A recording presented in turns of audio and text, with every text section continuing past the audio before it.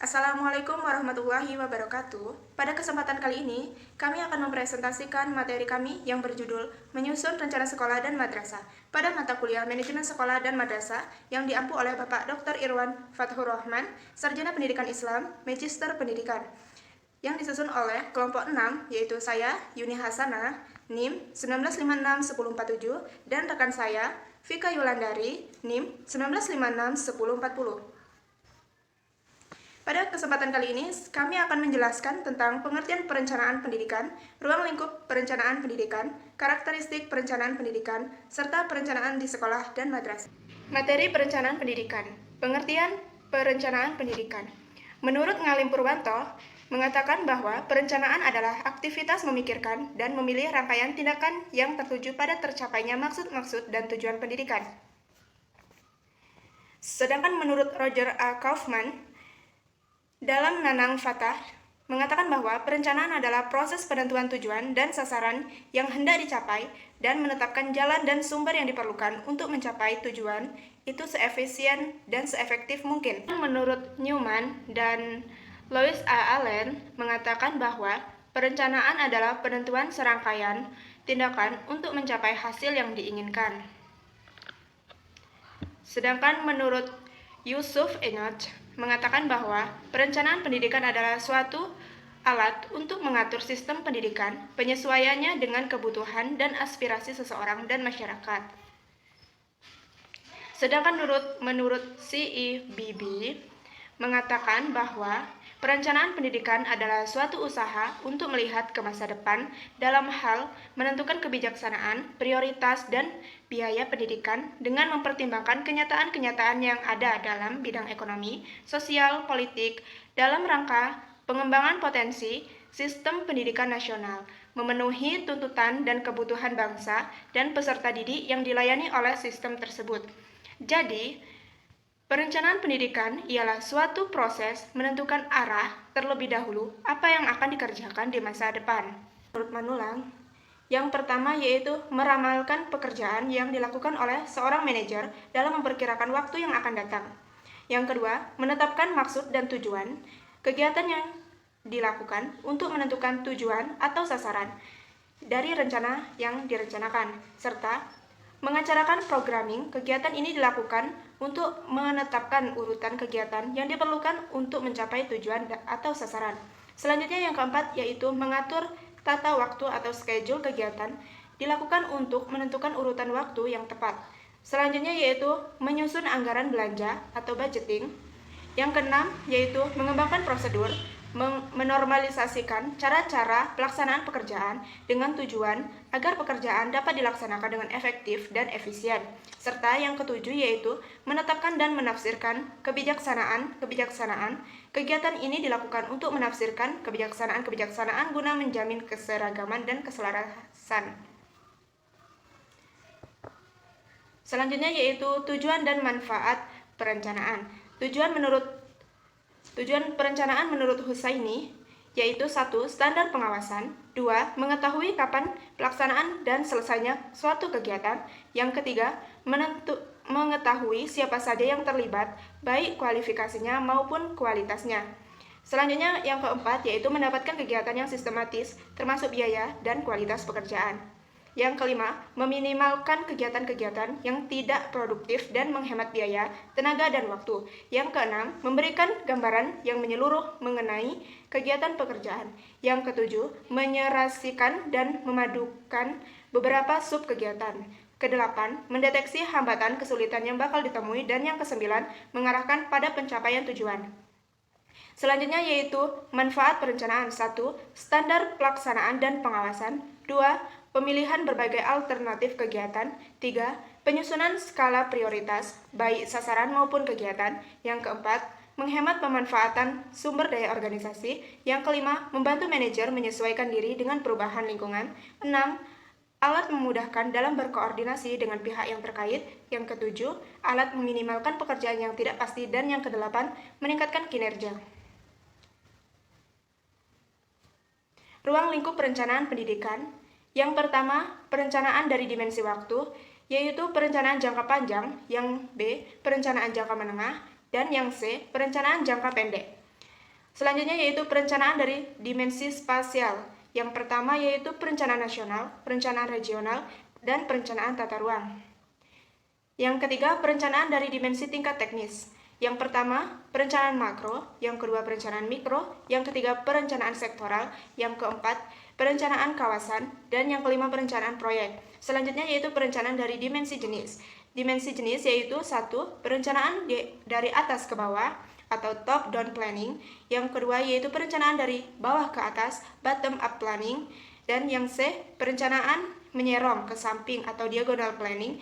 Yang keempat, perencanaan mendatar atau horizontal planning. Yang kelima, perencanaan menggelinding, yaitu rolling planning. Yang keenam, perencanaan gabungan atas ke bawah dan bawah ke atas atau top down and bottom up planning. Karakteristik perencanaan pendidikan. Menurut Ghaffar dalam buku Husaini Usman, beliau memberikan ada 10 karakter perencanaan pendidikan. Yang pertama, harus mengutamakan nilai-nilai manusiawi. Yang kedua, harus mengutamakan kesempatan untuk mengembangkan segala potensi peserta didik secara optimal. Yang ketiga, harus memberikan kesempatan pendidikan yang sama bagi semua peserta didik. Yang keempat, harus komprehensif dan sistematis. Yang kelima, harus berorientasi pada pembangunan. Yang keenam, harus dikembangkan dengan memperhatikan keterkaitannya dengan berbagai komponen pendidikan secara sistematis. Yang ketujuh, harus menggunakan sumber daya secermat mungkin. Yang kedelapan, harus berorientasi pada masa yang akan datang. Yang kesembilan, harus kenyal dan responsif. Yang kesepuluh, sarana untuk mengembangkan inovasi pendidikan. Baiklah, pada materi perencanaan sekolah dan madrasah itu dirumuskan yang pertama, perumusan visi. Perumusan visi harus dirumuskan dalam kalimat yang mudah dipahami dan menunjukkan suatu keadaan sekolah atau madrasah. Dalam secara lengkap, penyusunan visi yang baik oleh sekolah harus mencakup beberapa hal. Yang pertama, menggambarkan kepercayaan dan kebutuhan dan harapan stakeholder sekolah atau madrasah. Yang B, menggambarkan apa yang dicita-citakan pada masa yang akan datang. C, spesifikasi khusus sekolah atau madrasah. Yang D, mampu memberikan inspirasi. Yang E, jangan mengasumsikan pada sistem yang sama pada saat ini. F, terbuka untuk dilakukan pengembangan sesuai dengan organisasi. Yang G, yaitu menurut metodologi, fasilitas, dan proses pembelajaran. Baiklah, demikianlah presentasi dari saya, Yuni Hasanah. Selanjutnya akan dilanjutkan oleh rekan saya, yaitu Saudari Vika Yulandari. Kepada Saudari Vika Yulandari, disilahkan. Baiklah, saya akan melanjutkan materi dari Yuni, yaitu perumusan misi. Dalam perumusan misi harus memperhatikan hal-hal yang berkaitan dengan yang pertama, misi harus mampu menggambarkan berbagai kepercayaan dan nilai-nilai yang dianut oleh sekolah atau madrasah dan pondok pesantren. Yang kedua, statement misi harus berorientasi pada ke masa depan dan mampu menggambarkan sekolah atau madrasah dan pondok pesantren pada masa yang akan datang dengan berpijak pada apa yang telah ada. Yang ketiga, statement misi harus fokus pada pencapaian visi. Yang keempat, statement misi bukan sesuatu yang umum tetapi khusus berlaku untuk sekolah atau madrasah dan pondok pesantren tertentu. Dan yang kelima, statement misi merupakan statement yang singkat dan padat, tidak lebih dari dua kalimat. Yang selanjutnya, contoh pada visi terwujudnya pendidikan Islam yang unggul dalam bidang akademik dan non-akademik. Maka misinya yang pertama, melaksanakan pembelajaran Islam, agama Islam dengan mengutamakan pengalaman untuk mewujudkan lulusan yang berakhlak mulia. Yang kedua, melaksanakan pembelajaran yang mengembangkan kemampuan berpikir kritis dan kreatif melalui berbagai pemecahan kasus dan soal-soal dan standar nasional. Yang ketiga, mengembangkan kegiatan ekstrakurikuler wilayah akademik yang berkualitas. Dan yang selanjutnya, perumusan tujuan dan saran. Tujuan dan saran merupakan arah atau keadaan yang ingin dicapai oleh sekolah atau madrasah dalam kurun waktu sedang dan pendek. Dalam perumusan tujuan dan sasaran harus dinyatakan dalam kalimat yang disusun dengan metode SMART Yang pertama, spesifik, tujuan dan sasaran dirumuskan secara detail dan jelas. Yang kedua, tujuan dan sasaran harus mampu diukur. Yang ketiga, tujuan mampu dicapai berdasarkan sumber daya yang ada. Yang keempat, realistis, tujuan dan sasaran harus mampu dijangkau oleh akal atau masuk akal. Yang kelima, time frame, tujuan dan sasaran harus punya jangka waktu pencapaian. Dan yang selanjutnya, penyusunan rencana kerja tahunan sekolah atau madrasah. Hal yang harus dilakukan dalam membuat rencana kerja tahunan sekolah atau madrasah, yaitu yang pertama, penetapan program-program. Yang kedua, penetapan saran-saran. Yang ketiga, penentuan indikator keberhasilan. Yang keempat, menyusun kegiatan. Yang kelima, penempatan pertanggungjawaban kegiatan.